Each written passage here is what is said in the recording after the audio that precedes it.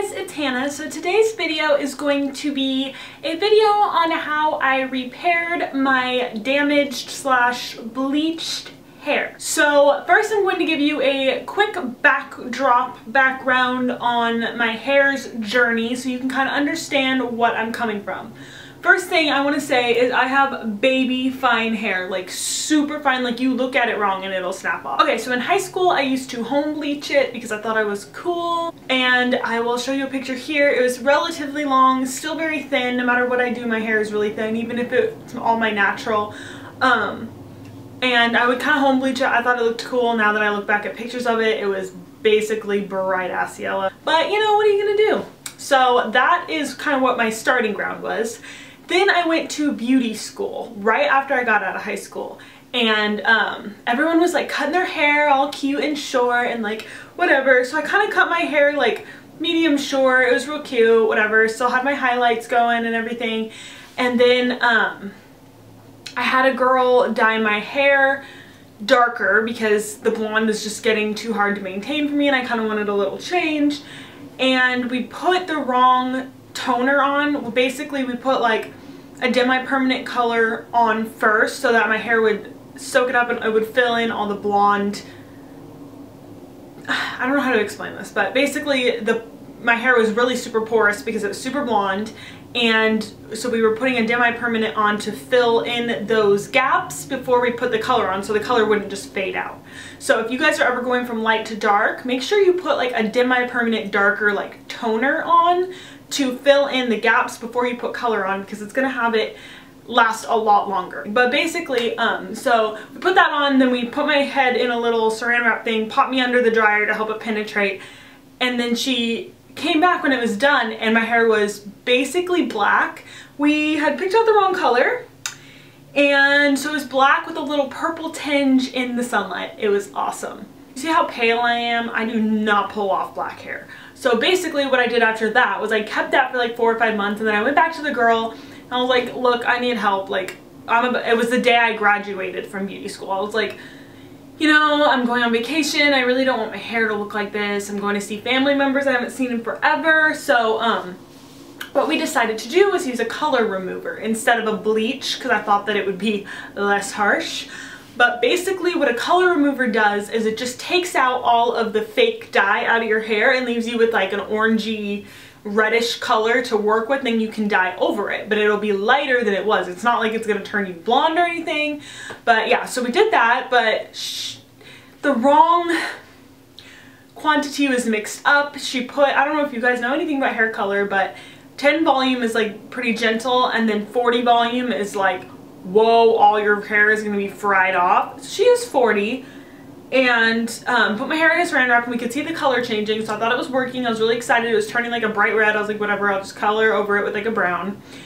Basically when she took the saran wrap, my hair came off with it, and my face was a little pudgier then too, so I had like little bangs like this that were like, and then all my layers were like little, like an inch, and everything, and like my hair was like this long, like different lengths all over. Everything was choppy, and everything that was left on my head was bright Ronald McDonald red and fried, like French fried. So I was in denial at first, so I had my instructor kind of cut it and try to make it look cute, but there was really no hair to work with, so I was using heat on it, and then I was trying to highlight it to make it look not so crazy, because I actually put like an ash brown over it to try to counteract some of the red, and since it was so damaged, it pulled green in some places. It looked like carrot cake, like it was like orangey with a greeny in the light, and it was terrible. So my hair was completely damaged, and then I kept putting highlights in it, which was damaging it more because I just like did not know what to do. I felt so hideous. So finally I just dyed it all brown and went with brown for a while, and then it finally started to kind of grow out a little bit and whatever. It wasn't that cute, but it was at least like manageable, and I had to like get my first job doing hair and stuff with like no hair. My hair was disgusting.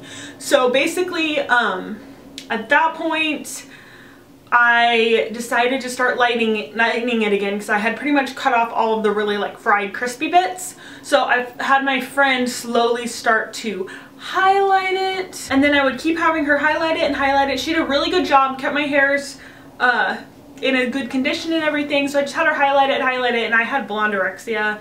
blondeaholic, whatever you want to call it. I just could not be blonde enough. So I kept having her put more and more blonde in, and then I'll show you some pictures of the process while I'm talking about it. But eventually my hair was pretty much white, and then I had this sickness in my head where I just could not get it white enough, and I just wanted it like see-through, like crystal clear white. So at this point, my hair wasn't crazy unhealthy like it was like at the beginning of the story where it was like crunchy, crispy, fried, but it would not grow past like right here. It would just sit at my collarbone and break off or whatever, and I would just bleach my roots like every 2 weeks because look, my hair is like super naturally looks really dark next to the blonde. So, and this blonde isn't even quite as blonde as it was. It was like white, like I'll show you. But yeah, so you know, I had like my lip pierced and my tongue pierced and everything, so I was like, oh my god, yeah, my blonde hair. And then I kind of started growing up, and I figured, you know, I know if I dye my hair dark, right off the bat from white to dark, I wouldn't like it because it's too much of a change, you know, like a lot of people do that and then they regret it, and then they'll go and highlight their hair, which is kind of what I had initially done and messed up my hair. So I decided at that point, no wait, first I got extensions. I got, tape-in extensions, which I really liked. I'll show you here. And those were really fun, except when I took them out, I realized I had no hair because I was used to having like that big full hair, and I was like, oh my god, what happened to my hair? Like, I literally have no hair. Like, I've been bleaching it for so long, I didn't even realize that I have like, my ponytail was like this big. Like, it was so bad. So I decided at that point to kind of start growing my roots out and just see what happened. So I started growing them out. Last time I dyed my hair was last January, so like a little over a year. And well, that's the last time I like used bleach on my hair. And then last March, my boyfriend's mom put some like darker pieces through the bottom to kind of blend it out because it was like one really harsh line, and I wanted it to be a little bit more like, see how there's like, I don't know. Anyway, so she put some dark like through my bangs, and then she like chopped it, like all the dead off, like straight across chopped it. And I was like loving it for a while there because it finally looked like hair again, like it had a style. So at that point I just kept growing my hair out, and that brings us to where we are today. This is all my natural hair, and yeah, so that's the story. Now I will also tell you what products I used on it. So first, right off the bat, I got a bunch of hair masks. I'll put a couple in the description bar if you're interested. My favorite was the, same brand as this, the Caviar Repair. The actual mask from Alterna is amazing. But yeah, I would use masks instead of deep conditioners because like all the hair left in my head right now is all healthy, but it didn't used to be. Like, it was bad. So I use masks instead of regular conditioners, and then I always I swear by using a leave-in treatment. Like, I used to use It's a 10 for blondes, Miracle 12, any sort of leave-in that's going to have all those benefits for your hair. My favorite lately has been this Caviar Anti-Aging Replenishing Moisture Milk. As you can tell, I'm out of it. I need to go get some more, but this stuff is really good. Sometimes I will use an oil after just on my ends. Don't put it near your roots, girl. This Redken Diamond Oil, you only need a couple little drops and you just run it through your ends, and that'll just kind of help, you know, keep everything healthy and seal in whatever you got, and it's just good. And then another thing that I swear by is coconut oil masks. So what I do is I rub big globs of coconut oil until it starts to dissolve, and then run it through my entire hair all the way up to my roots until my hair soaks it in. Like, you don't want your hair to be dripping, you just want your hair to look kind of like damp. So after you do that, you can either braid it or put it in a ponytail lightly or whatever you want to get it off your face. Put a little towel over your pillow and you're good to go. Just sleep in it overnight and wash it twice in the morning. You will love me. It's cheap too. You can also use it for a bunch of different things, but that works wonders. It's like organic coconut oil. It's all natural. It puts the moisture back in your hair. It replenishes your hair. It smells nice. It just really works. So I would definitely give that a shot if I were you. I love it. So I do that, and then, oh, I also stopped washing my hair every day. If you wash your hair every day and you're one of those people that's like, well, if I don't wash my hair every day, then it's gonna get oily and gross. I was that person. Yes, it will. What you have to do is train your hair to be washed every other day or every 3 days. Like, your hair's not just gonna love it when it's used to being washed every day, because you're stripping all those natural oils off of your hair, and your hair is attacking by putting more oil. So what you do is use friggin' dry shampoo or baby powder or something on the second day, and you just have to learn how to deal with it. It takes a few months before your hair will get used to it, but I swear by this Batiste dry shampoo. I kind of hate every other dry shampoo I've tried except for Amika's dry shampoo. That stuff's really good too, and I really love that stuff. My boyfriend uses it too. He really likes it. And then this product right here I've talked about before on my channel. This is the Caviar Repair Lengthening Hair and Scalp Hair and Scalp Elixir, and this is by Alterna as well, and you just rub a little pea-sized amount of this into your scalp and you just massage it in when your hair is wet. And I really think that this has a lot to do with why my hair has been growing and looking a lot healthier than it used to. And it's a lot thicker than it was before too. Like, I may not look like it, but it really used to be like this much hair. Like, I really had no hair. So this stuff is amazing. I've had this for so long and it does not run out because you literally only need the smallest amount. So if you get one thing from any of this stuff, it would be this. And I also love the shampoo and conditioner that comes along with it.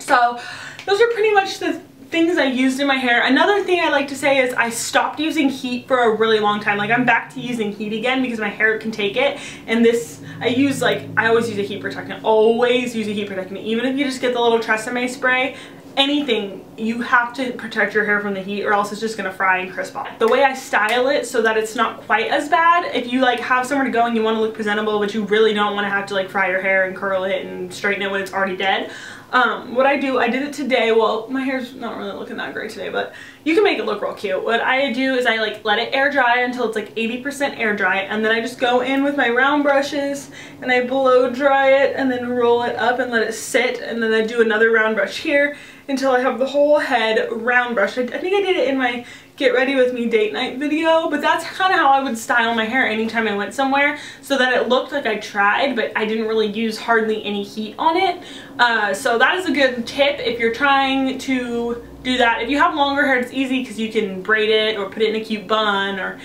ponytail, or you know, if your hair looks great natural, then good for you. But yeah, so if you have shorter hair though, that is kind of something that you can do, or you can do like a fake sock bun, which if you guys want to see like how to make yourself have a more full bun with short thin hair, let me know in the down bar below because I was thinking about doing that video too.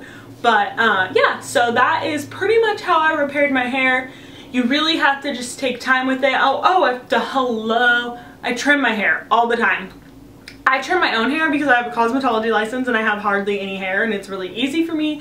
I don't like very precise haircut on myself, so I will show you here exactly how I cut my hair. I took a video of it for you guys because I cut it today, but I do that like every month and a half or so, and I don't even trim that much off, maybe like this much, but it really refreshes my hair. I notice my hair is a lot more manageable when I do that. If you go to a hairdresser and you're afraid that they're gonna chop it all off, why don't you just, my recommendation is to go to your hairdresser and tell them, you know, I really am trying to grow out my hair. I know it's dead. I know it needs like 5 inches chopped off. Can you please just take this much off, and I'm going to reschedule with you today, and I'm going to come back in 6 weeks and we're going to take more off and make it a gradual process, because then you're not going to freak out.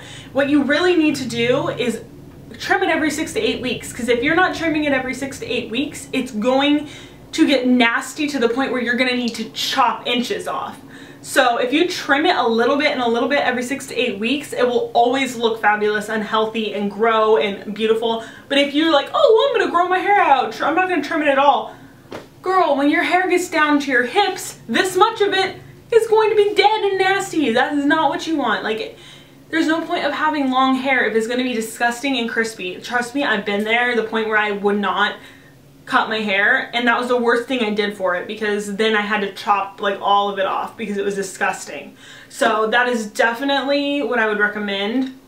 So as far as the hair cutting goes, I just like I only section my hair off in two like little things on the side, because I don't have a lot of hair, but if you have more hair, you can do more sections. Just take a section that you're comfortable with, and then I start by just cutting the bottom of it, and then for the layers, I just take a section from the side and pull it all the way up, and then trim like that. That's how I like to cut my own personal hair. I've been doing that for years now. I always cut my own hair. I don't trust anyone else to touch my hair. It's just the way it is.